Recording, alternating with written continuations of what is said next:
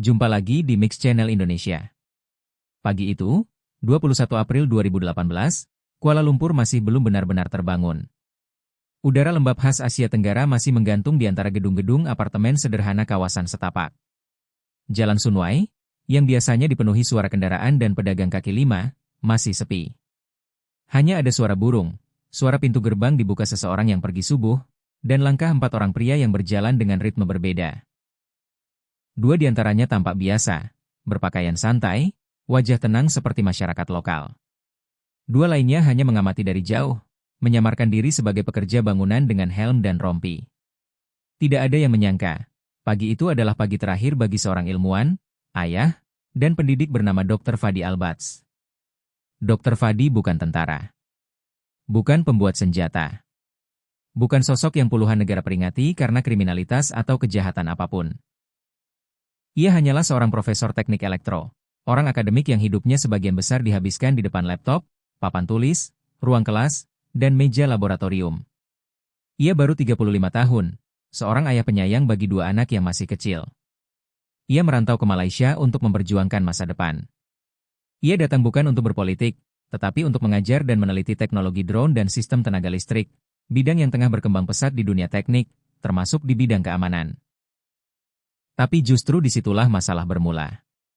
7 bulan sebelum pembunuhan itu, nama Dr. Fadi masuk dalam daftar seseorang, atau sekelompok orang, yang menganggapnya ancaman.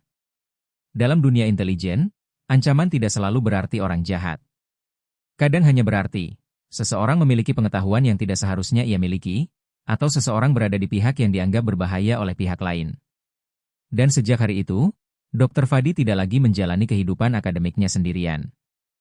Ia diawasi. Hanya saja ia tidak mengetahuinya, Malaysia, bagi keluarga kecilnya, terasa seperti tempat yang aman. Tidak ada suara perang, tidak ada roket, tidak ada ancaman setiap kali anak ingin bermain di luar rumah. Tapi bagi sebagian agen intelijen dunia, Malaysia bukan sekadar negara berkembang yang damai. Malaysia adalah tempat ideal untuk operasi rahasia, akses masuk mudah, pengawasan longgar, banyak ekspatriat, dan tidak banyak perhatian dunia dokter. Fadi baru selesai memimpin proyek riset teknologi drone yang akan digunakan untuk kebutuhan energi dan logistik. Teman dekatnya bahkan menyebut bahwa ia sedang mengembangkan algoritma kontrol penerbangan yang lebih efisien, yang dalam dunia modern bisa digunakan untuk kebaikan. Atau sebaliknya, saat subuh itu, ia berpamitan kepada istrinya dengan lembut seperti biasa. Ia mengusap kepala anaknya yang masih tidur, mengambil tas, dan bersiap mengayuh sepeda menuju masjid terdekat. Tidak ada firasat. Tidak ada ketakutan. Ia tidak tahu bahwa 2 pria bersenjata sudah menunggu sejak setengah jam sebelumnya, memegang sebuah motor besar, memakai helm full face, dan sudah memetakan titik eksekusi dengan tingkat ketenangan yang dingin. Pukul 6:17 pagi, kamera CCTV di toko retail dekat lokasi menangkap siluet motor hitam yang berhenti tiba-tiba di belakang sepeda. Arah tembakan tidak acak.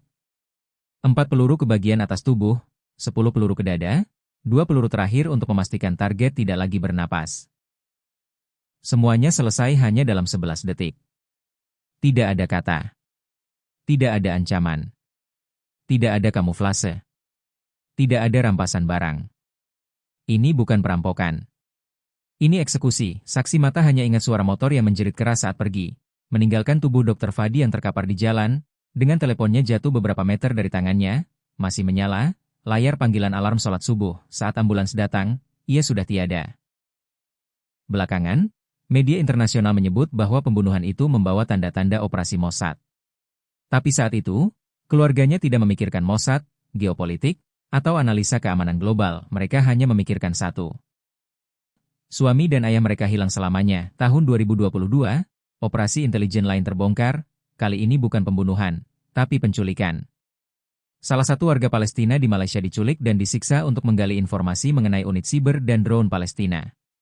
Dalam penyelidikan resmi Malaysia, terungkap bahwa operator asing tidak bekerja sendirian, mereka menggunakan warga lokal sebagai kaki tangan melalui imbalan finansial. Nama Mossad kembali muncul dalam dokumen investigasi, memperkuat dugaan bahwa pembunuhan Dr. Fadi bukan aksi tunggal, tapi bagian dari operasi intelijen yang lebih luas, dan sampai hari ini, tidak satupun pelaku penembakan Dr. Fadi tertangkap. Nama mereka hilang dari radar dunia, dan mungkin itu memang tujuannya sejak awal. Cukup sekian dulu, terima kasih atas perhatiannya.